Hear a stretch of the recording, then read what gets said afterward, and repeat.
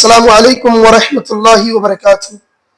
الحمد للہ رب العالمین والعاقبۃ للمتقین، اشہد ان لا الہ الا اللہ وحدہ لا شریک لہ واشہد ان محمدا عبدہ ورسولہ، اما بعد۔ اعوذ باللہ من الشیطان الرجیم، بسم اللہ الرحمن الرحیم، وما خلقت الجن والانس الا لیعبدون، سورۃ الذاریات آیت نمبر 56۔ معزز سامعین کرام، کتاب التوحید کا پہلا باب، جیسا کہ آپ کو میں نے بتایا تھا، کتاب التوحید فضیلت الشیخ محمد بن عبد الوہاب بن سلیمان بن علی رحمہ اللہ کی یہ مشہور کتاب ہے، کتاب التوحید۔ ان کے تعلق سے، شیخ محترم رحمہ اللہ کے تعلق سے میں نے آپ کے سامنے گفتگو کیا تھا، لہذا اب انشاءاللہ العزیز ہم کتاب کو شروع کر رہے ہیں۔ باب نمبر 1، کتاب التوحید، توحید کی حقیقت اور اس کا وجوب۔ میں نے آپ کے سامنے سورۃ الذاریات کی آیت نمبر 56 پیش کیا۔ اللہ رب العالمین نے اس میں ارشاد فرمایا، اور میں نے جنوں اور انسانوں کو صرف اس لیے پیدا کیا ہے کہ وہ میری بندگی کریں۔ اس کتاب کا موضوع توحید یعنی توحید الوہیت، عبادت کا بیان ہے، جسے اللہ نے اپنے بندوں پر واجب قرار دیا ہے اور انہیں اسی مقصد کے لیے پیدا کیا، نیز ان چیزوں کی وضاحت ہے جو سرے سے اس کی منافی، جیسے شرک اکبر، یا جو اس کے کمال واجب یا کمال مستحب کے منافی ہے، جیسے شرک اصغر و بدعت وغیرہ۔ توحید کتاب کا معنی، کتاب یہ کتب کا مصدر ہے، کتاب یہ کتب کا مصدر ہے، جس کے معنی جمع کرنا، اور قلم کے ذریعے سے کتابت کا معنی حروف اور الفاظ کو جمع کرنا ہے۔ توحید کسے کہتے ہیں؟ توحید وحدہ کا مصدر ہے، وحدہ کے معنی ہے اس نے اسے ایک قرار دیا۔ یہاں اس سے مراد اللہ رب العالمین کو عبادت میں اکیلا قرار دینا۔ توحید کے معنی وحدہ کے یہ مصدر ہے، جس کے معنی ہوتا ہے اللہ رب العالمین کو عبادت میں اکیلا قرار دینا۔ خلقتو کے معنی میں نے پیدا کیا، خلقہ کے معنی کسی چیز کو اصل اور نمونے کے بغیر وجود میں لانا، کسی چیز کے اصل اور نمونے کے بغیر وجود میں لانا، یعنی اس کی کوئی حیت نہ ہو، اس کی کوئی شکل صورت نہ ہو، بغیر اصل اور نمونے کے بغیر اللہ رب العالمین نے دنیا میں پیدا کیا، اسی کو کیا کہا جاتا ہے؟ خلقتو، میں نے پیدا کیا۔ تو پیدا کرنے والی ذات کون ہے؟ اللہ رب العالمین کی ہے۔ لیعبدون، مقصد کیا بیان کیا اللہ رب العالمین نے؟ تاکہ وہ میری عبادت کرے۔ عربی زبان میں عبادت کا معنی تذلل، پستی اختیار کرنا، خضوع جھکنا، تابعداری کرنا، جبکہ شریعت میں عبادت اس چیز کا نام ہے جو اللہ کو محبوب اور پسندیدہ ظاہر و پوشیدہ و اقوال و اعمال کو شامل ہے۔ یعنی شریعت میں عبادت اس چیز کا نام ہے جو رب العالمین کے نزدیک سب سے زیادہ محبوب عمل ہو، یعنی اللہ رب العالمین کے لیے جو عمل کیا جائے وہی چیز یہاں پر مراد ہے۔ آیت کریمہ کا ایک مرتبہ سرسری نگاہوں سے اس کا ترجمہ سن لیا جائے۔ سرسری معنی کیا ہے؟ اللہ تعالیٰ خبر دے رہا ہے کہ اس نے جنوں اور انسانوں کو صرف اپنی عبادت کے لیے پیدا کیا، چنانچہ آیت کریمہ جن اور انسان کی تخلیق کی حکمت بیان کر رہی ہے۔ اللہ رب العالمین ان سے وہ نہیں چاہتا جو دنیا میں آقا اور مالک چاہتے ہیں۔ مطلب یہ کہ دنیا کے اندر جو آقا چاہتا ہے، جیسے آپ کے پاس کوئی مزدور ہے تو آپ کسی کو کام میں رکھے ہو تو آپ اسے اجرت دے رہے ہو، اور اس کے عوض میں آپ اسے کیا لے رہے ہو؟ کام لے رہے ہو۔ تو اللہ رب العالمین کا مقصد ایسا نہیں ہے۔ اللہ رب العالمین کا مقصد ہرگز ایسا نہیں ہے کہ اللہ رب العالمین ان سے کچھ انہیں عطا کر رہا ہے اس کے لیے انہیں عبادت کرا رہا، بلکہ اللہ رب العالمین نے انسانوں کو پیدا ہی اسی لیے کیا، لہذا اللہ رب العالمین دنیا کے آقاؤں سے بے نیاز ہے. جو دنیا کے آقا ہیں، دنیا کے مالک ہیں، اللہ رب العالمین ان سے الگ ہے. آیت کریمہ کے باب سے مناسبت کیا ہے؟ یعنی جو آیت کریمہ ہے اس کی مناسبت کیا ہوتی ہے اس باب سے؟ مناسبت یہ ہے کہ آیت کریمہ توحید کے واجب ہونے پر دلالت کرتی ہے. بندے کو اللہ رب العالمین نے انسان اور جناتوں کو کیوں پیدا کیا؟ اللہ کی عبادت کرنے کے لیے. تو اس آیت کریمہ کے اندر توحید کے واجب ہونے کی دلالت کرتی ہے، جس کے معنی اللہ رب العالمین کو عبادت کا تنہا مستحق قرار دینا. کیونکہ اللہ تعالیٰ نے جن اور انسان کو محض اسی لیے اور اسی مقصد کے لیے دنیا کے اندر پیدا کیا. دنیا میں بہت ساری مخلوقات پیدا ہوئی ہیں، لیکن اللہ رب العالمین نے مخصوص مخلوق کو کر کے تخصیص کر دیا کہ اللہ تعالیٰ نے انسانوں اور جناتوں کو محض اپنی عبادت کے لیے پیدا کیا، توحید کو ثابت کرنے کے لیے. آیت کریمہ کے 5 فائدے ہیں. آیت کریمہ کے 5 فائدے ہیں. نمبر 1، تمام ثقلین یعنی جنات اور انسان پر تنہا عبادت کرنا واجب ہے. انسان اور جنات کو اللہ رب العالمین کی تنہا عبادت کرنا ان کے اوپر واجب ہے. نمبر 2، جن اور انس کی تخلیق کی حکمت بیان کیا. اللہ تعالیٰ نے انسانوں اور جناتوں کی حکمت، اس کو اللہ تعالیٰ نے کیوں پیدا کیا، اس کی حکمت بھی اللہ تعالیٰ نے اس آیت کریمہ کے اندر بیان کر دیا. نمبر 3، خالق پیدا کرنے والا اللہ ہی عبادت کا مستحق ہے. اس کے سوا جو پیدا نہیں کر سکتا، مستحق عبادت نہیں ہو سکتا. اس میں بت پرستوں اور دیگر مخلوقات کے پجاریوں کی تردید ہے جو پیدا کرنے کی طاقت نہیں رکھتے ہیں. اللہ رب العالمین نے اس آیت کریمہ کے اندر پیدا کرنے والا کون ہے؟ رب کریم ہے.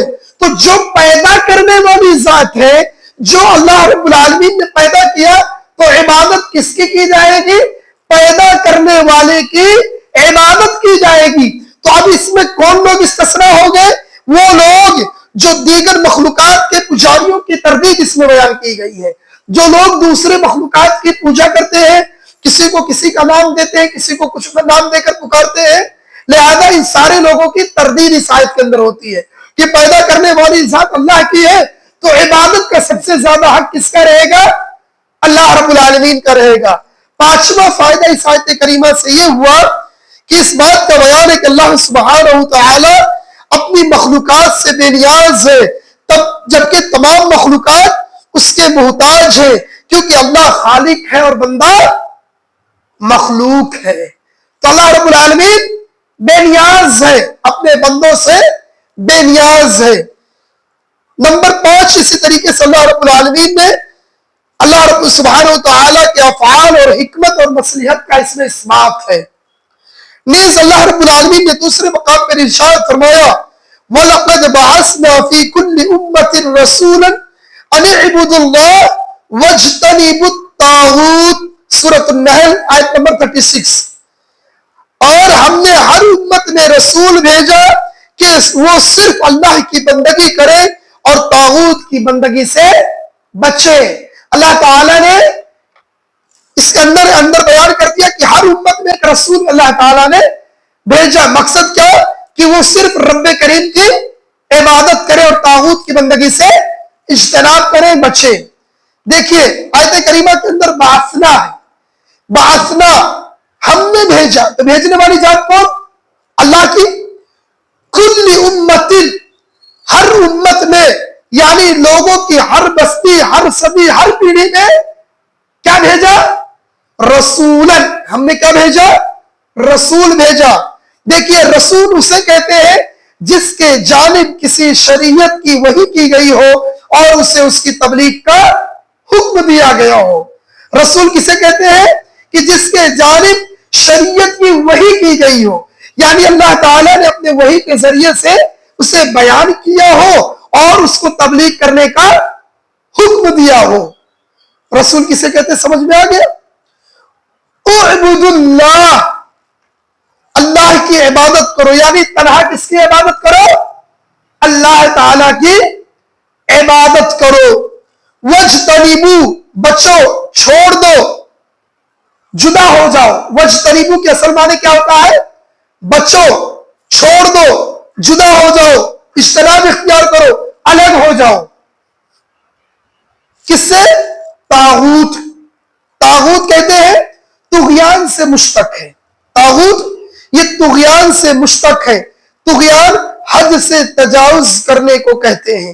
لہذا اللہ کے سوا ہر ایک جس کی عبادت کی جائے وہ اس عبادت سے راضی ہو جائے، اسے کیا کہا جائے گا؟ طاغوت کہا جائے گا۔ اللہ کے علاوہ جس کی عبادت کی جائے، جس کی پوجا کی جائے، جس کے آگے جھکا جائے اور وہ اس عبادت سے خوش ہو جائے، اسے کیا کہا جائے گا؟ طاغوت کہا جائے گا۔ آیت کریمہ کے اندر اللہ تعالیٰ نے بیان کیا کہ اللہ تعالیٰ خبر دے رہا ہے کہ اس نے لوگوں کی ہر جماعت اور زمانے میں رسول بھیجا جو انہیں تنہا اللہ کی عبادت کرنے اور اس کے ماں سوا چھوڑ دینے کی دعوت دے۔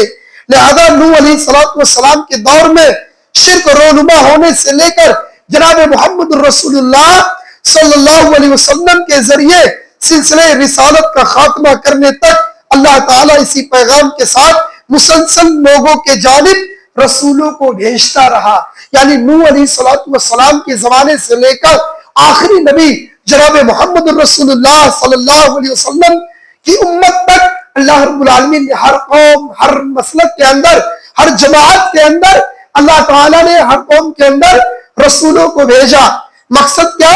تاکہ وہ اللہ کی عبادت کرا سکے، شرک سے لوگوں کو روک سکے۔ آیت کریمہ کے اندر اس مناسبت سے کیا ہے؟ اس مناسبت یہ ہے کہ توحید کی دعوت دینا، شرک سے روکنا، یہ تمام رسولوں اور ان کے پیروکاروں کا مشن تھا۔ رسولوں کا مقصد کیا تھا؟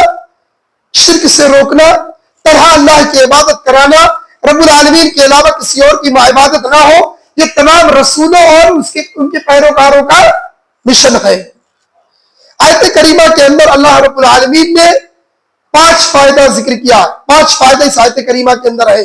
نمبر 1، رسولوں کو بھیجنے کا مقصد توحید کی دعوت دینا، شرک سے روکنا۔ توحید کی دعوت دینا اور شرک سے روکنا ہے۔ نمبر 2، انبیاء علیہ السلام کا دین یعنی عقیدہ ایک ہی ہے اور وہ اللہ کی خالص عبادت کرنا، شرک کو چھوڑ دینا، اگرچہ ان کی شریعتیں مختلف ہوں۔ ان کی شریعتیں مختلف ہیں، جتنے رسول آئے سب کی شریعت مختلف ہے، لیکن سب کا مقصد صرف ایک ہے۔ کیا ہے مقصد؟ اللہ کی عبادت کرانا۔ شریعتیں الگ ہیں، مقصد ایک ہے۔ کیا مقصد ہے؟ رب کریم کی عبادت کرانا۔ نمبر 3، تمام امتوں تک اللہ کا پیغام پہنچ چکا ہے اور تمام بندوں پر حجت قائم ہو چکی ہے۔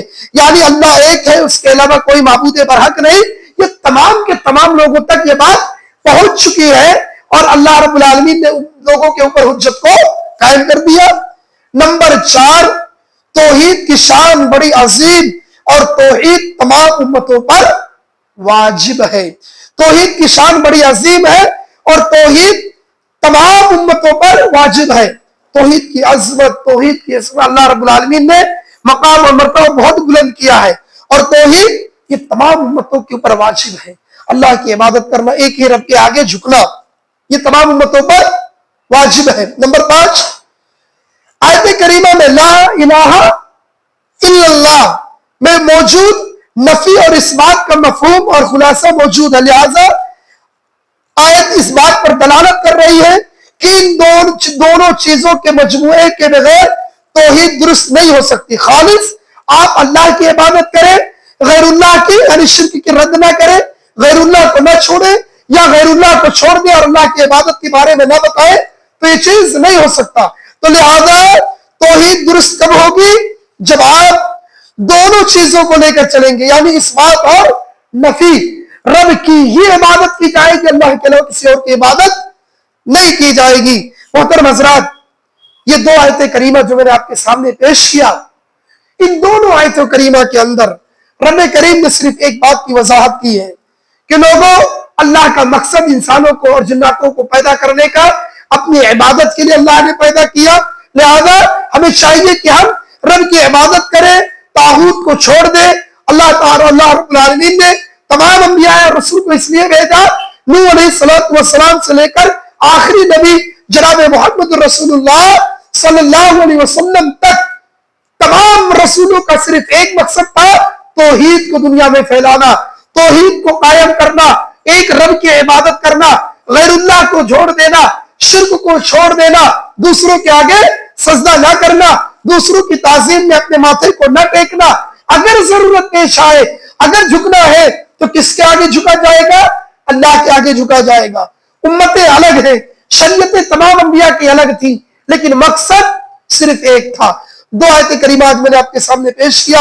अल्लाह से दुआ है कि रब्बे करीम हमें जो ये अव्वल बाब, जो पहला बाब शुरू हुआ है, ऐ अल्लाह इन दो आयत करीमा पे हम सबको अमल की तौफीक अता फरमा, तौहीद को समझने, शिर्क से बाज रहने की तौफीक अता फरमा। ऐ रब्बे करीम हमें जब तक जिंदा रख, तौहीद पर और अकीदे तौहीद पर साबित कदम रख। आमीन। तक़ब्बल या रब्बल आलमीन। सुब्हानक अल्लाहुम्मा व बिहम्दिका अशहदु अन ला इलाहा इल्ला अंता अस्तगफिरुका व अतूबु इलैक।